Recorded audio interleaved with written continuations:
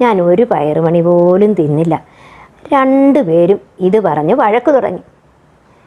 കുറേ നേരം ആ വഴക്ക് നടന്നു. അവസാനം മിട്ടുപ്രാവ് എന്തു ചെയ്തു? കുട്ടത്തിപ്രാവിനോട് പറഞ്ഞു, നീ ഈ കൂട്ടിൽ നിന്ന് പൊക്കോ, നീ ഇനി ഇവിടെ നിൽക്കണ്ട, നീ എൻ്റെ ചങ്ങാതിയല്ല. മിട്ടുപ്രാവ് കുട്ടത്തിയെ കൊത്തി ഓടിക്കാൻ തുടങ്ങി.